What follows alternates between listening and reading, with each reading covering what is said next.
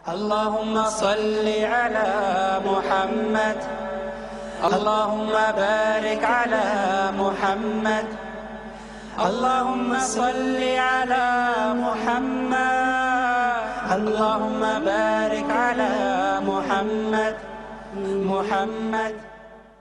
نحمده ونصلي على رسوله الكريم اما بعد اعوذ باللہ من الشیطان الرجیم بسم اللہ الرحمن الرحیم یا ایہا الذین آمنوا ارکعوا واسجدوا واعبدوا ربکم وافعلوا الخیر لعلکم تفلحون صدق اللہ العظیم اللہم صل وسلم علی نبینا محمد رب اشرح لی صدری ویسر لی امری واحلل عقدۃ من لسانی یفقہوا قولی واجعل لی وزیرا من اہلی آمین یا رب العالمین۔ ناظرین کرام السلام علیکم ورحمۃ اللہ وبرکاتہ۔ گزشتہ 2 پروگرامز کے تسلسل میں آج ہمارا یہ تیسرا اور آخری پروگرام ہے۔ نبی اکرم صلی اللہ علیہ وسلم کی شان عبدیت اور شان رسالت پر ہم نے بات کی گزشتہ 2 پروگرامز میں۔ آج کی نشست میں ہم یہ جاننے کی کوشش کریں گے ان 2 شانوں کے حوالے سے میری اور آپ کی ذمہ داریاں کیا ہیں، مجھ سے اور آپ سے اللہ سبحانہ و تعالیٰ کے تقاضے کیا ہیں۔ ہم نے نبی اکرم صلی اللہ علیہ وسلم کی شان رسالت کے ضمن میں چند باتیں سمجھی تھیں، 10 کے قریب نکات ہمارے سامنے آئے تھے۔ ہم نے نبی اکرم صلی اللہ علیہ وسلم کی شان رسالت کو سمجھا، اس کے 3 گوشے اور پہلو ہمارے سامنے آئے۔ آج انشاءاللہ ہم یہ جانیں گے کہ اس تناظر میں ہم پر کیا ذمہ داریاں عائد ہوتی ہیں۔ ناظرین کرام، نبی اکرم صلی اللہ علیہ وسلم کی شان عبدیت کے حوالے سے ہم نے 10 پہلوؤں کا جائزہ لیا تھا۔ اس سے قبل کہ اس کی طرف توجہ ہو، یہ یاد رہے کہ اللہ تعالیٰ نے انسانوں کو پیدا کس مقصد کے لیے کیا۔ اللہ تعالیٰ قرآن میں فرماتے ہیں سورہ الذاریات آیت نمبر 56 میں وَمَا خَلَقْتُ الْجِنَّ وَالْإِنسَ إِلَّا لِيَعْبُدُونَ۔ اللہ تعالیٰ فرماتے ہیں میں نے تمام جنات اور انسانوں کو صرف اپنی عبادت کے لیے پیدا کیا۔ تو زندگی کا مقصد تو عبادت ہے۔ اسی عبدیت کے حوالے سے چند پہلو ہم نے پہلے پروگرام میں سمجھے تھے، آئیے ان کی طرف توجہ کریں تاکہ ریفلیکشنز آن دا ایکشنز ہو سکے۔ سب سے پہلی بات، اللہ کے رسول قیام اللیل فرماتے تھے، 1/3 رات، آدھی رات، 2/3 رات کھڑے ہوتے تھے، تہجد کی نماز ادا کرتے تھے۔ آج امت کا حال کیا ہے کہ 5 وقت کی فرض نماز ادا کرنا ہم پر بھاری ہو گئی۔ بمشکل ہماری 5% آبادی 5 وقتہ نمازی ہے، تو قیام اللیل تو بہت دور کی بات ہے۔ کیا یہ اللہ سے محبت کا اظہار ہے اور یہ عبودیت کا اظہار ہے؟ ہمیں غور کرنا چاہیے۔ دوسری بات ہم نے سمجھی تھی اللہ کے ذکر کے حوالے سے۔ اللہ کے رسول کریم صلی اللہ علیہ وسلم کی زبان مبارک پر ہر وقت اللہ کا ذکر جاری رہتا تھا۔ آج ہماری زبانوں پر کیا ہے؟ جھوٹ تو نہیں، جھوٹے وعدے تو نہیں، جھوٹی قسمیں تو نہیں، گالیاں تو نہیں، بری باتیں تو نہیں، غیبت تو نہیں۔ ہمیں دیکھنا چاہیے، سوچنا چاہیے۔ تیسری بات، استغفار کا معاملہ۔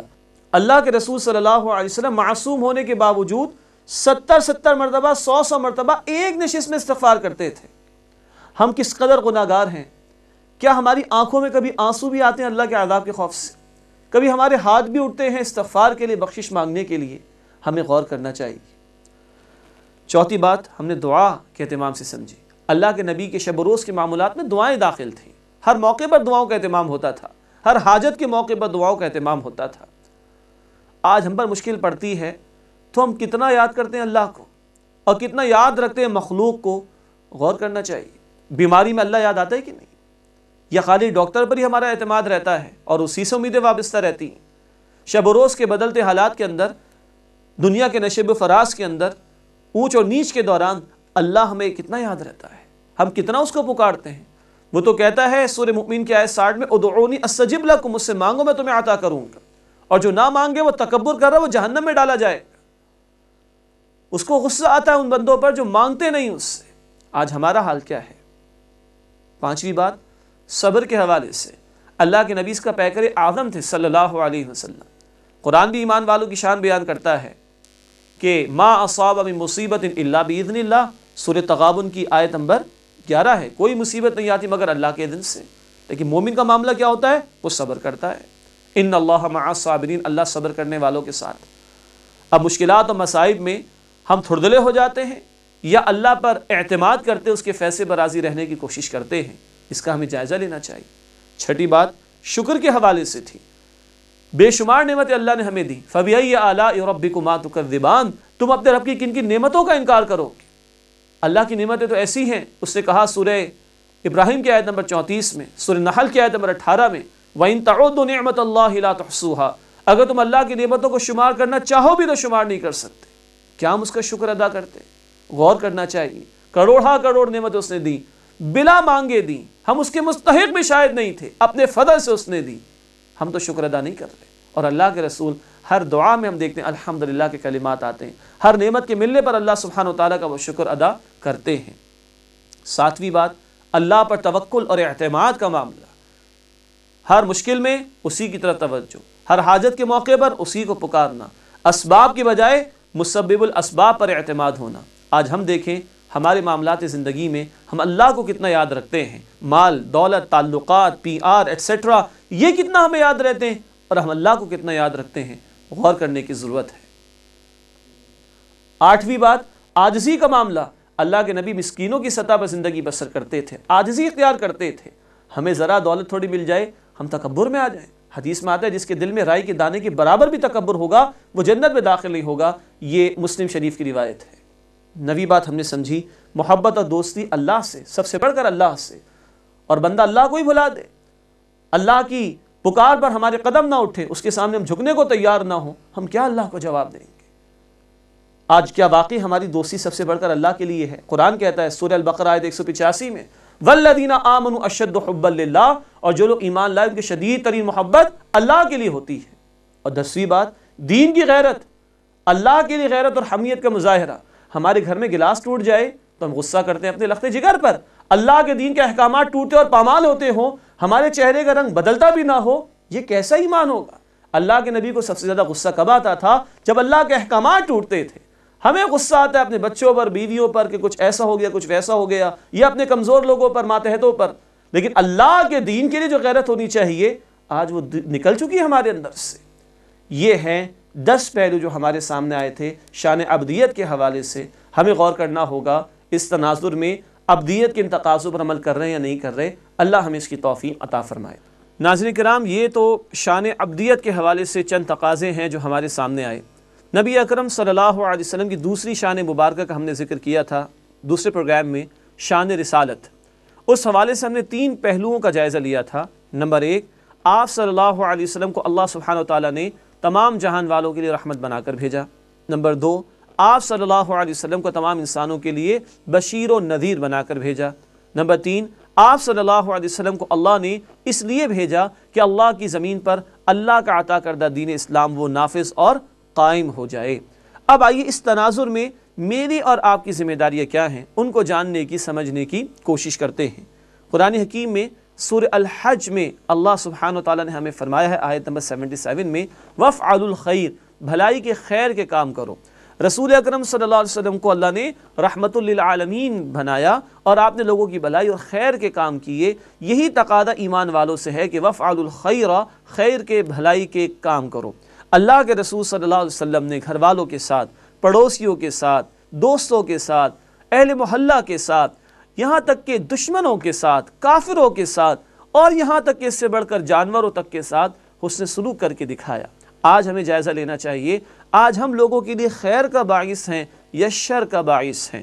اللہ کے رسول صلی اللہ علیہ وسلم کی حدیث ہے بہقی شریف میں، آپ نے فرمایا خیر الناس من ينفع الناس، لوگوں میں سے سب سے زیادہ بہترین وہ ہے جو سب سے زیادہ بڑھ کر لوگوں کو خیر اور نفع پہنچانے والا ہو۔ کیا آج ہمارا حال یہ تو نہیں کہ ہم ناپ تول میں کمی کر کے لوگوں کو نقصان پہنچاتے ہوں؟ کیا آج ہمارا حال یہ تو نہیں کہ ہم جھوٹے وعدے کرتے ہوں پیمنٹس کے اور ادائیگی نہ کرتے ہوں پیمنٹس کی؟ کیا ہم ان میں تو شامل نہیں کہ جو جھوٹ بول کر، جھوٹی قسمیں کھا کر مال فروخت کرتے ہیں؟ کیا ہم ان میں شامل تو نہیں جو اپنی نوکری کو 16 آنے درست نہیں پورا کرتے، اپنی ذمہ داری اور اپنے کام کو 16 آنے درست پورا کرنے کی کوشش نہیں کرتے اور اپنی آمدنی کو حرام کر لیتے ہیں؟ کیا ہم ان میں سے تو نہیں جو عوام کا پیسہ لوٹتے ہوں؟ کیا ہم ان میں سے تو نہیں جو گورنمنٹ کے ملازمین اور سرونٹس ہوں اور جہاں عوام کا پیسہ امانت کے طور پر موجود ہو اور اس کا غلط استعمال کرتے ہوں؟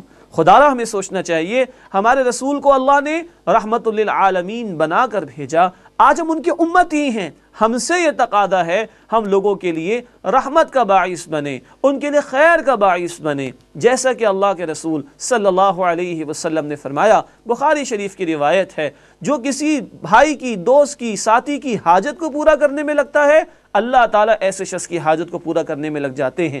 تم آج کسی کی تکلیف کو دور کرو، اللہ قیامت کے دن تمہاری تکلیف کو دور فرما دے گا۔ تم آج کسی کے لیے آسانی پیدا کرو، اللہ دنیا اور آخرت میں تمہارے لیے آسانی پیدا فرما دے گا۔ تم آج کسی کے عیوب پر پردہ ڈال دو، اللہ تمہارے عیوب پر پردہ ڈال دے گا۔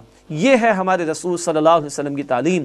ناظرین کرام، کہیں آج ہم ماں باپ کو پریشان تو نہیں کرتے، ان کے ساتھ ظلم کی روش تو اختیار نہیں کرتے، آج کہیں شوہر بیوی کے ساتھ ظلم تو نہیں کر رہا، بیوی شوہر کے ساتھ بد کلامی بد زبانی تو نہیں کر رہی، کہیں ہم اپنے پڑوسیوں کو نقصان تو نہیں پہنچا رہے، کہیں رشتہ داروں کا حق تو نہیں مار رہے، کہیں دوست احباب کو تکلیف تو نہیں پہنچا رہے۔ اگر ایسا ہے تو یہ حقوق العباد کی کوتاہی بڑی شدید کوتاہی ہے۔ قیامت کے دن حدیث میں آتا ہے ترمذی شریف میں، سب سے بڑا مفلس تو وہ ہوگا جس کے پاس عبادات کے تو ڈھیر ہوں گے، لیکن اس نے لوگوں کا مال لوٹا ہوگا، لوگوں کو گالیاں دی ہوں گی، ان کی غیبت کی ہوگی، ان کا نقصان کیا ہوگا۔ وہ سارے لوگ کھڑے ہو جائیں گے، حقدار جو بھی ہوں گے، اور وہاں کرنسی کے سوا تو کچھ نہیں ہوگا۔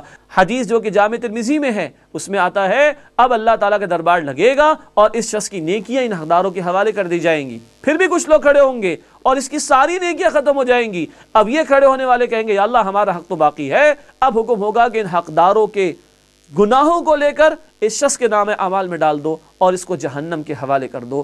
اللہم اجرنا من النار، اے اللہ ہمیں آگ کے عذاب سے بچا۔ جس امت کے رسول کو رحمت للعالمین کہا گیا ہو، آج وہ لوٹ کھسوٹ کر رہی ہو، وہ بندوں کے حقوق پامال کر رہی ہو، یہ بات سمجھ نہیں آتی۔ اللہ ہمیں دوسروں کے لیے رحمت بننے کی توفیق عطا فرمائے اور زحمت بننے سے بچنے کی توفیق عطا فرمائے۔ شان رسالت کے حوالے سے جس دوسرے پہلو کا ہم نے ذکر کیا تھا وہ یہ ہے کہ آپ صلی اللہ علیہ وسلم اللہ کی طرف سے بشیر و نذیر بنا کر بھیجے گئے۔ لوگوں تک اللہ کے پیغام کو پہنچانا اور اللہ کے عذاب سے ان کو ڈرانے کی کوشش کرنا، یہ ذمہ داری تھی نبی اکرم صلی اللہ علیہ وسلم کی، جیسے کہ قرآن میں کہا گیا سورہ سبا آیت نمبر 28 میں، وَمَا أَرْسَلْنَاكَ إِلَّا كَافَةً لِلنَّاسِ بَشِيرًا وَنَذِيرًا، اے نبی صلی اللہ علیہ وسلم ہم نے آپ کو تمام انسانوں کے لیے بشیر و نذیر بنا کر بھیجا، اطاعت قبول کرنے والوں کے لیے خوشخبری جنت کی اور اطاعت کا انکار کرنے والوں کے لیے ڈراوا جہنم کا۔ اب ہمارا ایمان ہے قرآن کے بعد کوئی کتاب نہیں آئے گی، رسول اکرم صلی اللہ علیہ وسلم کے بعد کوئی رسول نہیں آئیں گے۔ اب ہم امتیوں کی ذمہ داری ہے کہ نبی اکرم صلی اللہ علیہ وسلم کی ختم نبوت کے بعد اب انسانیت تک ہم اللہ سبحانہ و تعالیٰ کے پیغام کو پہنچانے کی کوشش کریں۔ اسی کام کے لیے اس امت کو پیدا کیا گیا۔ قرآن نے کہا سورہ آل عمران آیت نمبر 110 میں، کنتم خیر امت اخرجت للناس تأمرون بالمعروف وتنہون عن المنکر وتؤمنون باللہ، مسلمانوں تم بہترین امت ہو، تمہیں انسانوں کے لیے پیدا کیا گیا، تم نیکی کا حکم دو گے اور بدی سے روکو گے اور تم اللہ سبحانہ وتعالی پر ایمان رکھتے ہو۔ ناظرین کرام، آج یہ ذمہ داری ہمارے کاندھوں پر ہے کہ بندوں کو اللہ سے جوڑنے کی کوشش کی جائے، اللہ کے پیغام کو، اس کے حبیب صلی اللہ علیہ وسلم کی تعلیمات کو دوسروں تک پہنچانے کی کوشش کی جائے۔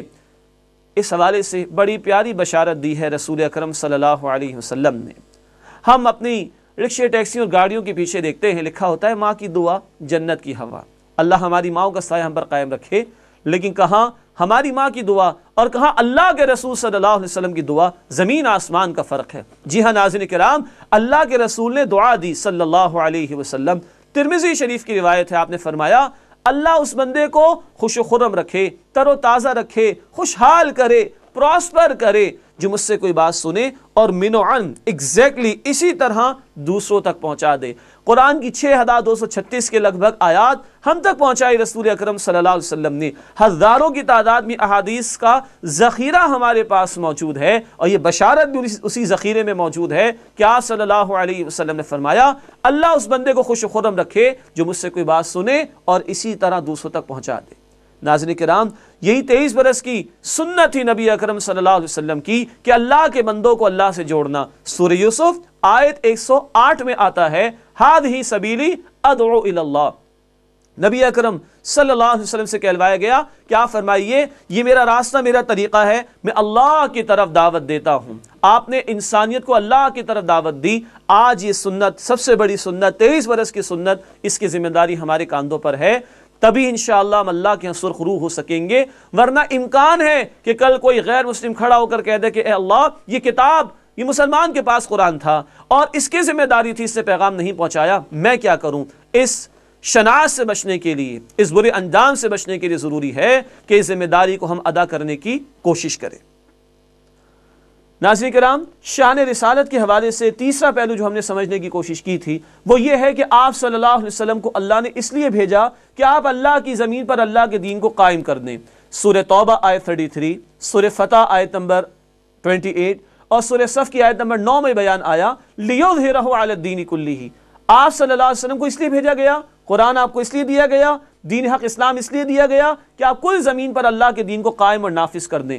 23 برس کی محنت آپ نے اسی کام کے لیے فرمائی، تب اللہ کا دین غالب ہوا۔ وَرَأَيْتَ النَّاسَ يَدْخُلُونَ فِي دِينِ اللَّهِ أَفْوَاجًا، اور آپ دیکھیں گے کہ لوگ جوق در جوق اللہ کے دین میں غالب ہو رہے ہیں۔ مکہ فتح ہوا، عرب پر اللہ کا دین غالب ہوا، جوق در جوق لوگ اللہ کے دین میں داخل ہو گئے، جس کی طفیل آج میں اور آپ مسلمان ہیں۔ لیکن ناظرین کرام، آج اس حوالے سے ذمہ داری میرے اور آپ کے کاندھوں پر ہے کہ انسانیت کو ظلم سے نجات دلانے کے لیے اور اللہ کی زمین پر عادلانہ نظام کے نفاذ کے لیے محنت کرنا، اس کی ذمہ داری میرے اور آپ کے کاندھوں پر ہے۔ قرآن نے کہیں ہمیں کہا سورہ الشورى آیت نمبر 13 میں اقیم الدین ولا تتفرقوا فی، دین کو قائم کرو، اسٹیبلش کرو اور اس بارے میں تفرقے میں مبتلا نہ ہو جاؤ۔ کہیں سورہ نساء آیت 135 اور سورۃ المائدہ آیت نمبر 8 میں بات آتی ہے کونوا قوامین بالقسط شہداء للہ، کھڑے ہو جاؤ ایمان والو عدل کے، جسٹس کے قائم کرنے والے بن کر، شہداء للہ، اللہ کے لیے گواہی دینے والے بن کر۔ یوں آج یہ ذمہ داری کہ اللہ کی زمین پر اللہ کا عطا کردہ عادلانہ نظام قائم ہو، یہ ذمہ داری ہمارے کاندھوں پر ہے۔ اور اگر یہ کام نہ کیا جائے تو سورہ مائدہ کی آیت 68 میں اہل کتاب کو بھی کہہ دیا گیا تھا لستم علی شیء حتی تقیموا التوراۃ والانجیل، تمہاری کوئی حیثیت نہیں جب تک کہ تم تورات اور انجیل کو قائم نہ کر دو۔ آج قرآن ہمارے پاس ہے، اگر اس کے احکامات کا نفاذ نہیں ہوتا تو قرآن ہی بتا رہا ہے کہ پھر ہماری کوئی حیثیت نہیں ہوگی۔ آج اس زمین پر مسلمانوں کی ذلت اور رسوائی کی ایک بنیادی وجہ یہ ہے ہم نے اس فرض کو ادا کرنا چھوڑ دیا، اللہ کے دین کے ساتھ غداری کر بیٹھے، اللہ کے دین کو قائم ہم نے نہیں کیا۔ آج ہم ظلم کا شکار ہیں اور بے بسی کی کیفیت سے گزر رہے ہیں، جبکہ اللہ کا وعدہ ہے کہ تم اللہ کے دین کی مدد کرو گے تو اللہ تمہاری مدد کرے گا۔ قرآن نے کہا سورہ محمد صلی اللہ علیہ وسلم آیت نمبر 7 میں ان تنصروا اللہ ینصرکم، اگر تم اللہ کی مدد کرو گے اللہ تمہاری مدد فرمائے گا۔ اور قرآن نے بشارت دی سورہ آل عمران آیت 160 میں ان ینصرکم اللہ فلا غالب لکم، دیکھو اگر اللہ تمہاری مدد فرمائے کوئی تم پر غالب نہیں آ سکتا۔ معلوم ہوا اس ذلت سے نکلنے کا طریقہ کیا ہے؟ اللہ کے دین کو قائم کرنے کی جد و جہد کرنا، جس پر ہی اللہ نے اپنی مدد کا وعدہ عطا فرمایا ہے۔ ناظرین کرام، اللہ کے رسول صلی اللہ علیہ وسلم کی شان رسالت کے حوالے سے 3 پہلو ہمارے سامنے آئے جو تقاضا آج ہم سے ہے۔ ہم انسانیت کے لیے نمبر 1 رحمت بنیں، نمبر 2 اللہ کے دین کی دعوت انسانیت تک پہنچائیں، نمبر 3 اللہ کے عطا کردہ دین حق دین اسلام کو نافذ اور قائم کرنے کی جد و جہد کریں۔ ناظرین کرام، آخر میں کہنا چاہوں گا سوچیے، آج یا کل موت تو آنی ہے، کل اللہ کے حضور پیشی بھی ہے۔ کہیں اللہ کے رسول صلی اللہ علیہ وسلم جن کی شفاعت کی امید ہم رکھتے ہیں، جن کا ساتھ جنت میں ہم چاہتے ہیں، اس کی تمنا کرتے ہیں، اگر انہوں نے یہ پوچھ لیا کہ اے میرے امتی تیری زندگی کہاں لگی، تیرے شب و روز کہاں لگے، میرے اخلاق و کردار سے تجھے کتنی نسبت تھی، میری 23 برس کی سنت سے تجھے کتنی محبت تھی، تیری جان زیادہ قیمتی تھی یا میری اور میرے صحابہ کی جانیں، تیرا مال زیادہ قیمتی تھا یا میرا اور میرے صحابہ کا، کہاں لگی تیری زندگی؟ طائف کی گلیاں دیکھ لو، احد کا میدان دیکھ لو، تم کہاں لگے، تمہاری محنتیں کہاں لگی؟ ہم کیا جواب دیں گے؟ سب سے بہترین شخصیت اللہ کے رسول کی صلی اللہ علیہ وسلم، یہ ان کا بہترین اسوہ ہمارے سامنے آ گیا، یہ ان کی شانیں ہمارے سامنے آ گئیں، کیا ہم جواب دے سکیں گے؟ ہمیں سوچنا چاہیے۔ اللہ سے دعا کرتا ہوں کہ اللہ سبحانہ و تعالی ہمیں اپنی بندگی کی بھی توفیق عطا فرمائے اور نبی اکرم صلی اللہ علیہ وسلم کی نقش قدم پر چلتے ہوئے بندگی کے تقاضوں کو پورا کرنے کی توفیق دے، اور اللہ ہمیں دوسروں کے لیے رحمت بننے کی اور دوسروں تک اللہ کا دین پہنچانے کی محنت میں شامل ہونے کی، اور اللہ کے بندوں کو ظلم سے نکال کر عدل پر لانے کی، اور بندوں کو بندوں کی غلامی سے نکال کر اللہ کی غلامی میں لانے کی جد و جہد میں شریک ہونے کی توفیق عطا فرمائے، اور نبی اکرم صلی اللہ علیہ وسلم کی مبارک اسوہ حسنہ پر کامل طور پر ممکنہ حد تک عمل کرنے کی توفیق عطا فرمائے۔ آمین یا رب العالمین۔ وآخر دعوانا ان الحمد للہ رب العالمین۔